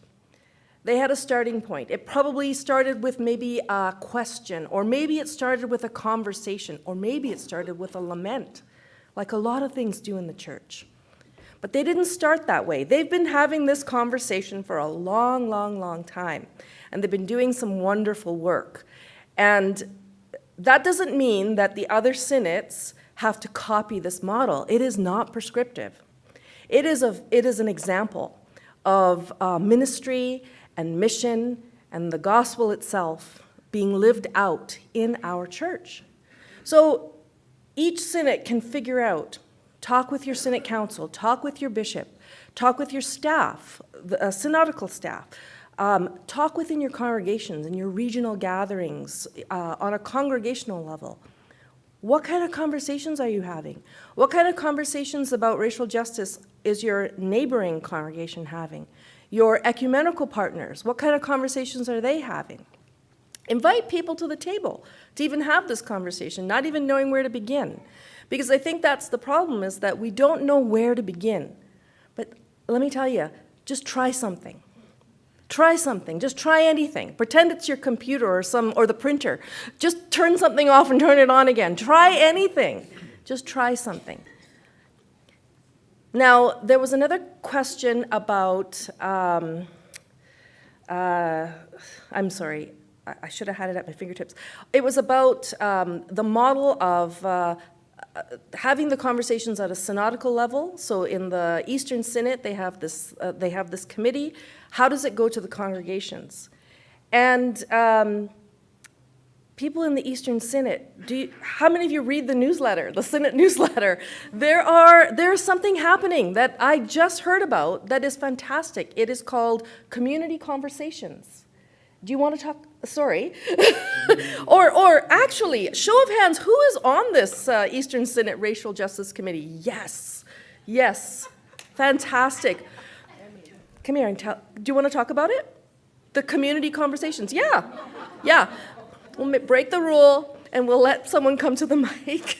I'm sorry, I should ask the chair. I'm sorry. But it shall be. It shall be. Can you tell us about this initiative and how it's moving into the congregations? Not prepared. So it was an idea that some of us came up with in the Eastern Synod to not have workshops anymore, because many of us have had workshops.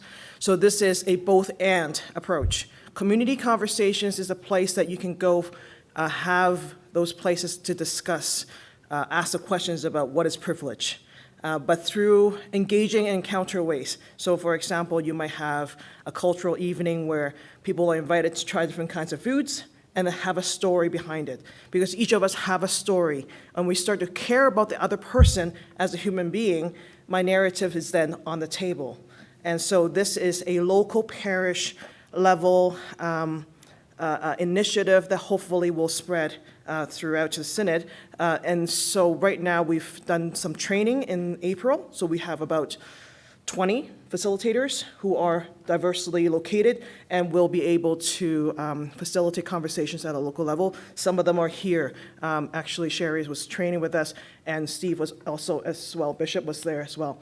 And so that's kind of where we're headed. So if you hear something about community conversations, show up. That's kind of the slogan. And the whole thing about working with Anglicans within the Anglican Diocese of Ottawa, which where I'm serving right now, are very interested in our model. I keep telling them it's Lutheran, so they'll have to find their own model. However, it's affirming for our efforts that this is something that people will like to get their teeth into. So, and thank you to Carmen also stepping in very quickly into the efforts and helping us getting some of that information out. So we look forward to the partnership. And thank you. And for the benefit of the assembly, could I ask you to identify yourself for everyone? My name is Chong Yan Lam, serving in Ottawa right now, roster in Eastern Synod. Thanks. Thank you. Thank you.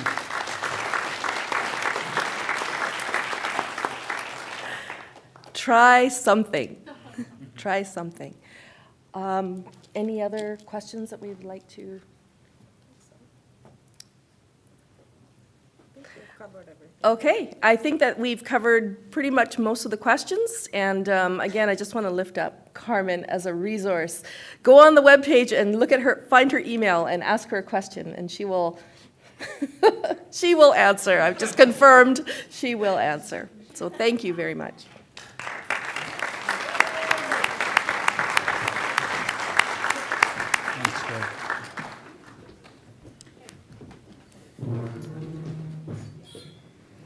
So thank you again for dealing with all the questions. We really appreciate the work of this task force, the racism, white supremacy, and issues of racial injustice. Thank you again for your work. I now turn the chair back over to Bishop Susan.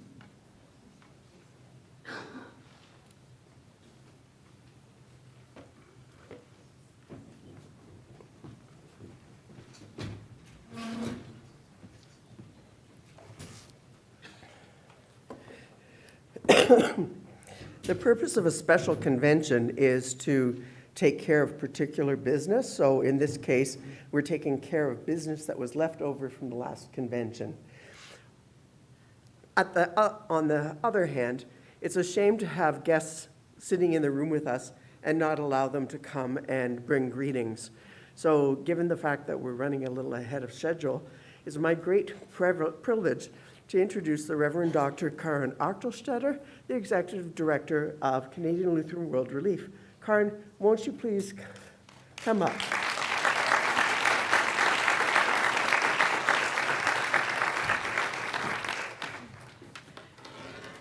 Thank you so much, and thank you for allowing me to bring greetings. I got 1 minute, but it's going to be a Lutheran minute, I just wanted to say. Take as many Lutheran minutes as you want.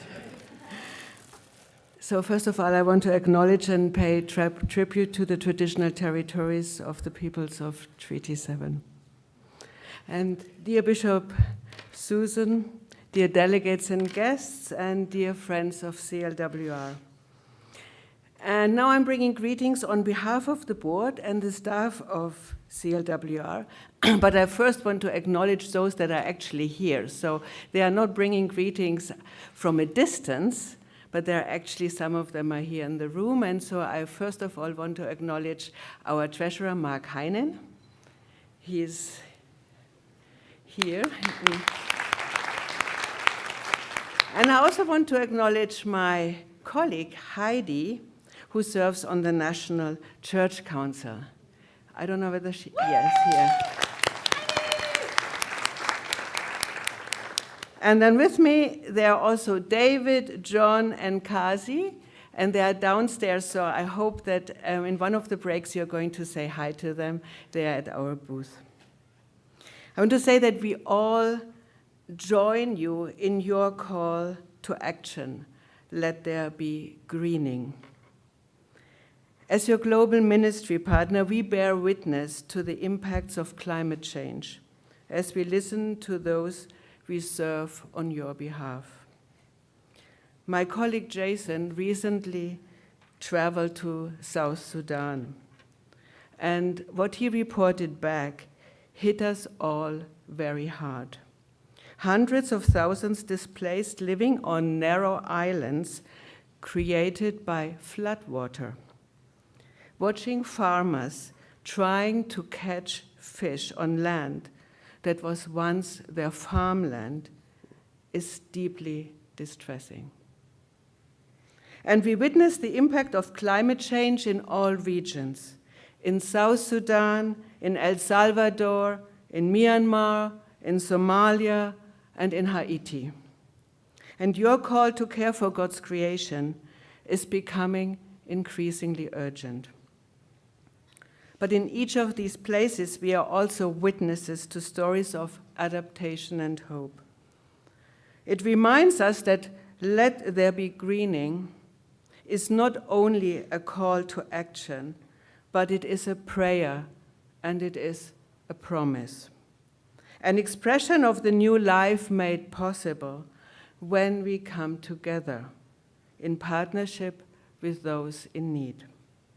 And Let There Be Greening is also an invitation to new beginnings as we face our failures and our shortcomings. For CLWR, that means critically assessing our role in decolonizing aid and dismantling racist and discriminatory structures in the aid sector. We need to ask ourselves how in the future CLWR can become a partner in the Church's ongoing work of truth, healing, and reconciliation. And I'm so grateful for that reason that I can attend the special convention and listen to your task forces and your reports and your discernment to those important social justice issues and justice issues. And so on behalf of all of us at CLWR, our international partners, and especially the thousands of lives touched by your generosity, thank you. And may God richly bless you, this gathering, the ELCIC, and the full communion and shared ministry of Lutherans, Anglicans, and Moravians. Thank you. Thank you. Karen, if you just stay for a minute. I just want to again express thanks on behalf of the whole assembly here for the brilliant work that Canadian Lutheran World Relief does on our behalf. This is an agency that is respected around the world, that does excellent work, that receives wonderful reports from government, and the work that they're doing is incredible. I urge you to continue to support Canadian Lutheran World Relief. It is our relief and development agency, an important partner with the Lutheran World Federation, Lutheran World Service, and serving people around the world in need. Karen, is that last appeal still open, or did we just miss the date? No, it's still open. It's still till the end of the month. This emergency appeal for Yes. East Africa, yes, yeah, it's So- still open. So if you haven't had a chance to make a contribution, I'm encouraging you to think about it. This is an emergency appeal for the many who are experiencing hunger in Africa again at this time. The food shortage, the food crisis is really huge. So if you can make a donation, please do, and let's help our siblings in Christ who are experiencing such extreme difficulty. Thank you very much, Karen. Thank you very much, thank you. And we have moved into the same office together on Carlton Street and are really enjoying our ongoing relationship living in a new space. So thank you very much.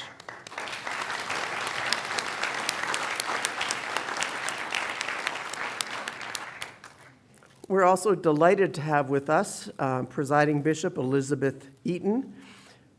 She says she's going to use the Canadian way and just be Bishop Elizabeth here instead of the American way, which is to be Bishop Eaton, so that we'll understand her more. So Bishop Elizabeth, we know we're going to hear more from you in the assembly time, but we'd really love you to come and bring us greetings at this point.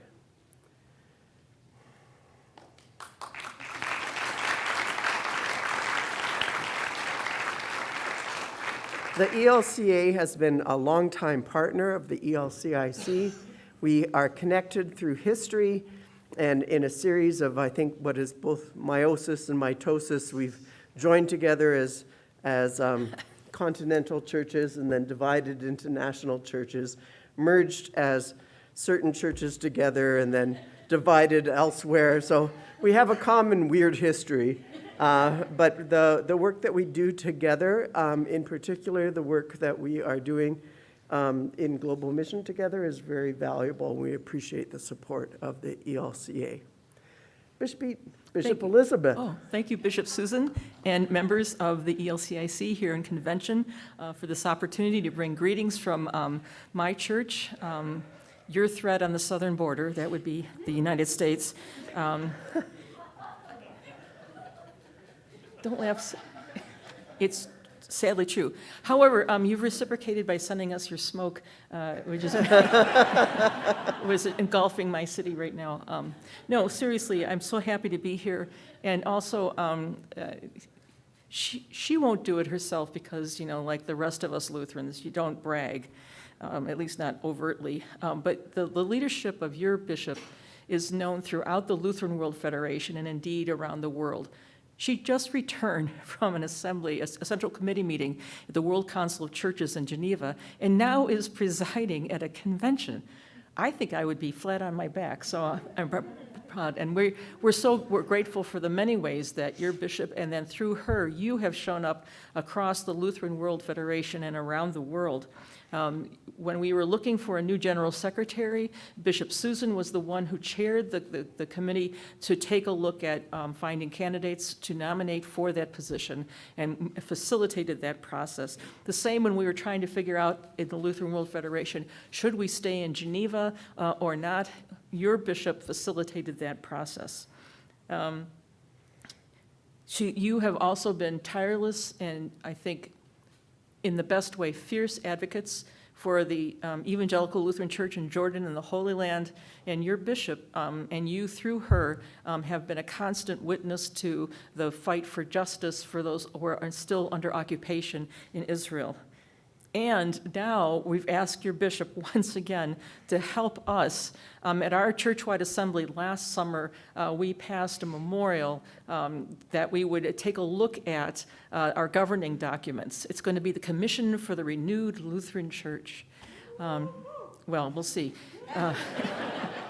No, it's good. It's important. The world has changed significantly since we formed the ELCA in 1987. I think the pandemic hastened that, as well as the radical changes in social media.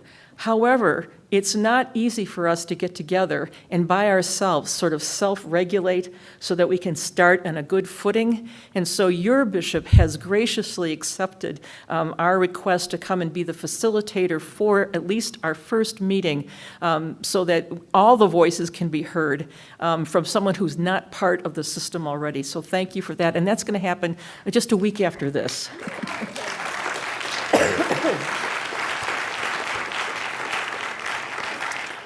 This September, we will be participating along with the North America region, which there are only two of us. There's the ELCIC and the ELCA, but in the General Assembly of the Lutheran World Federation in Krakow, Poland. And the theme there is one body, one spirit, one hope.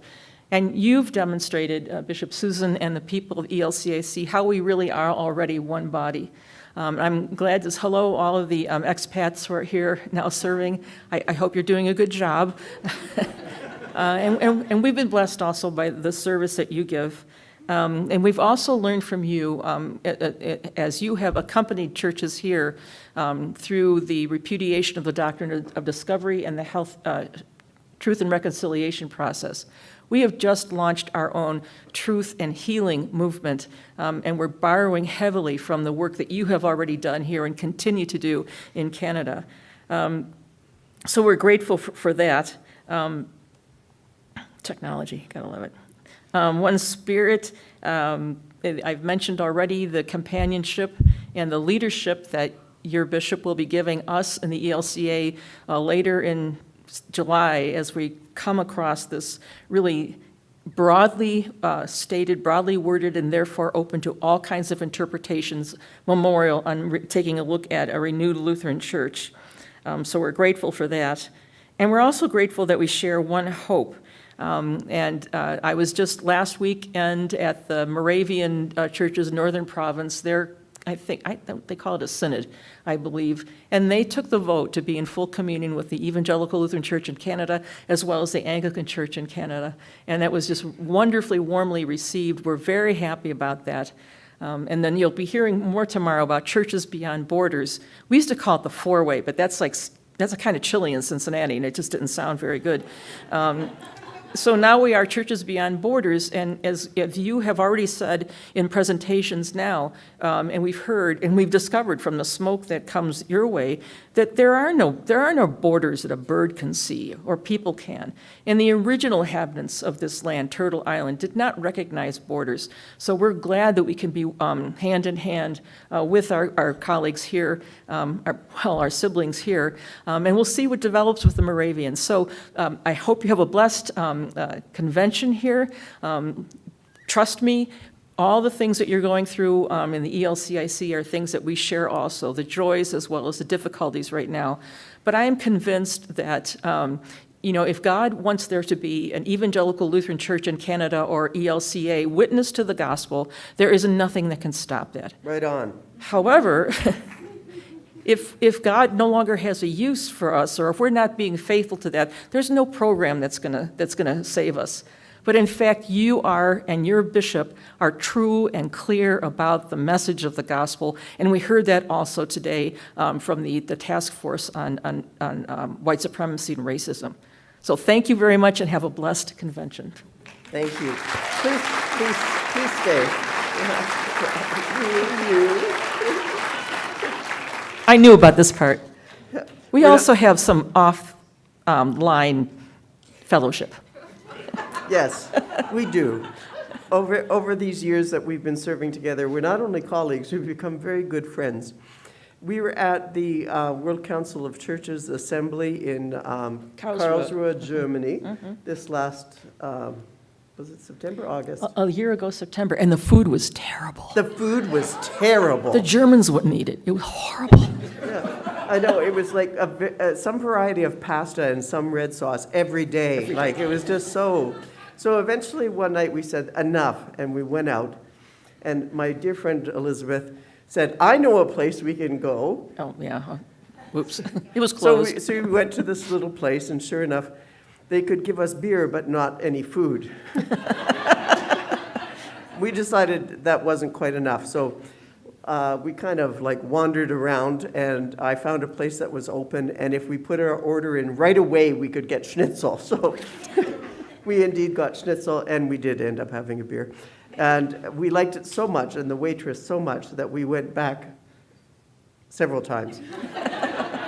And the name of the place was... Sackenshoes? Sackenshoes. Yeah. Like socks and shoes.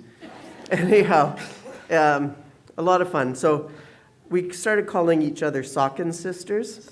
So I have a gift for you, dear Bishop. I'm not going to make you wear it right now, but one day we'll take a picture together. And since I liked it so much, I bought one for me too. Can we show them what this is? Yeah, we should show them. Where's the camera? Can you see it? It's kind of far away. Oh, no, we're right there. Okay. Sockenschwesters. So, front. Front. And back.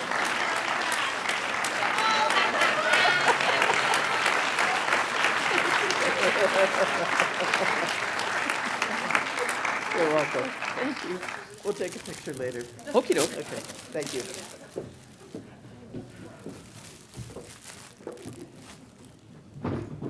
You know, one of the reasons I continue to have such hope for our church is that we do have wonderful partners who contribute to our ministry and support us as individuals and as institutions and make us so much stronger. So we've heard about the work of Canadian Lutheran World Relief. We've heard about our partnership with ELCA. Tomorrow we'll be talking about our relationship with the Episcopal Church. And of course, we're spending a lot of time with our dear friends and full communion partners, the Anglicans. It's these relationships that keep us feeling hopeful and correcting us when we go off course, consoling us when we get depressed, and encouraging us to be a better church, a more faithful church, and a clearer church in terms of speaking the gospel. So thank God for partnerships. Please give one more hand both to Karen and to Elizabeth.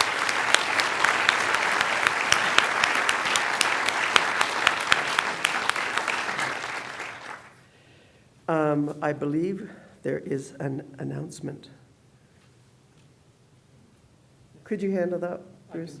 That, I'd really, excellent, okay. I like that. It's good to have a vice chair, a good vice chair.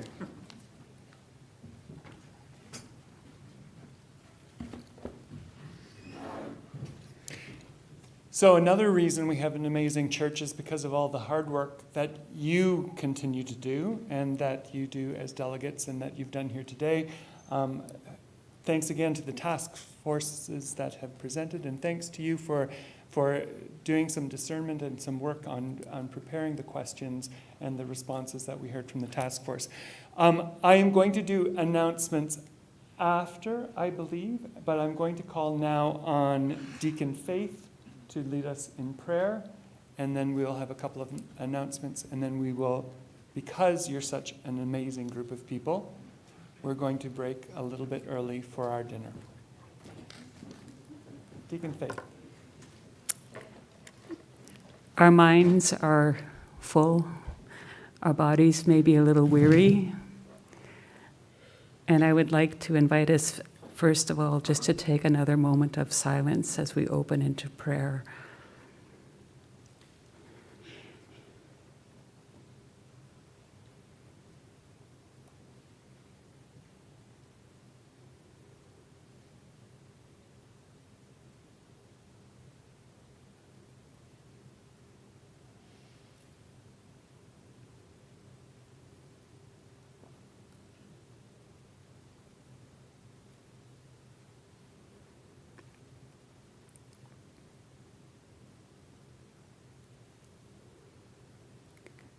Gracious God, what a privilege it is to be your church and to do the work of your church together. Thank you for the time this afternoon that we have spent listening to each other, giving voice to concerns and hopes and dreams. Thank you for reminding us that we are all created in your image. Forgive us when we have failed to see you in each other, knowingly or unknowingly. Continue to open our eyes to the ways that you so desire to make yourself known in all the people that we meet. Open our ears to hear others with your heart of compassion and inclusion, that we may continue to work towards justice and connection as a healthier church that might become a greater place of belonging for people of all abilities and all races. Thank you that we are all beautiful people. Thank you that we have partners in ministry to remind each other of that. And as we go into this time of fellowship and food, bless the hands that are preparing that food. Bless our conversations and restore our strength to continue the work and the fellowship that carries on into the evening. We pray in Jesus' name. Amen. Thank you again, Deacon Faith. Well, folks, that's session 2. It's a wrap. Well done. As we move into our evening and our dinner, we are back together with the Anglicans at 7 o'clock in their meeting room at the McEwen Hall downstairs. And that's at 7 o'clock. So we're done in here and dinner will be in here. So a reminder, the same as last night, to pick up your belongings and clear the tables as you leave. I have one other announcement. And before I make that announcement, I am going to go to microphone in favor. Yeah. It's just a question. Yes. Where do we go to? This is from my table. We'd like to make a donation to CLWR. How is that done?